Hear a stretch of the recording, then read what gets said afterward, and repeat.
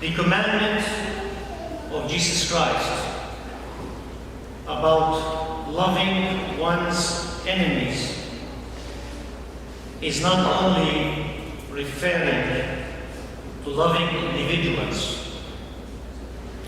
individuals who either they or we perceive one another as one's enemies.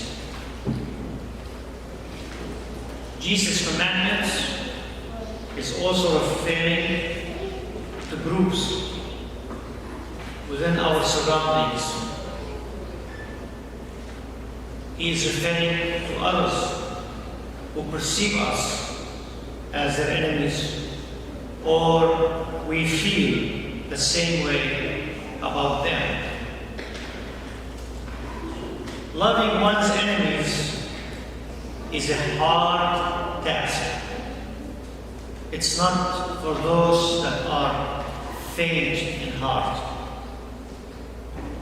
It is an undertaking that requires a tremendous inner strength. And of course, that inner strength can be acquired.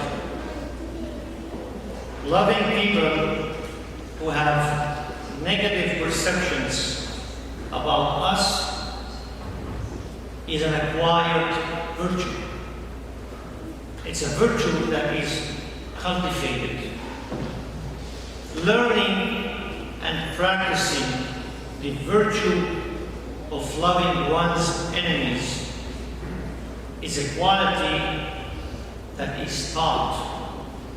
It's a quality that is nurtured through the life of the church community. Studying Jesus' commandments through the life of the church to cultivate awareness and to give direction is part of the things that are made available to the life of the church. The church will help, or the life of the church helps people, first of all, to detect their inflated ego and to keep their inflated ego in check. Through the sacraments of the church, the followers of Jesus Christ are taught the importance of praying for everyone, including prayers for their enemies. The benefit of the various church programs, the church functions that are designed to equip the followers of Jesus Christ with the needed tools. Their benefit brings awareness and sensitivity toward the theme of enemies. The church helps her children to have compassion toward those that are fallen and toward those whose love doesn't dwell inside them.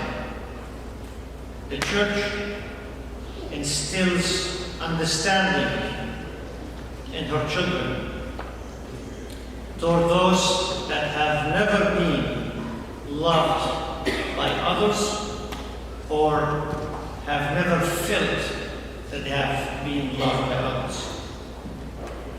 Loving one's enemies is not a personal achievement.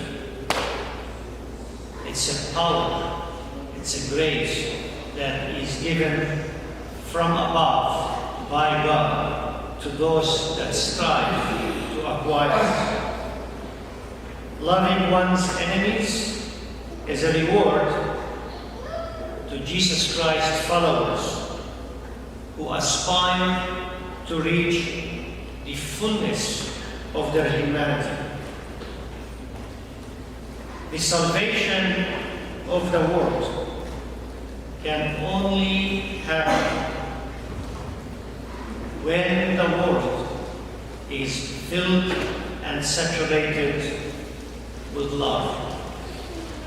There is no salvation outside or aside from the power of love that is generated and comes from Jesus Christ.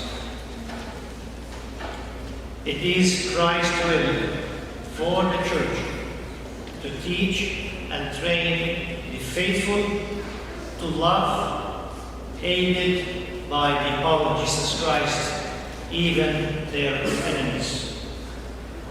Christ's will made the church the only source of love in the world. There is no other authentic, genuine source of love in the world outside from the church, because Christ is in the church. The commands of loving my enemies gives such power to making loving one enemies possible, and the only source of that is Jesus Christ, because Jesus is the source of all beauty and of all love in the world.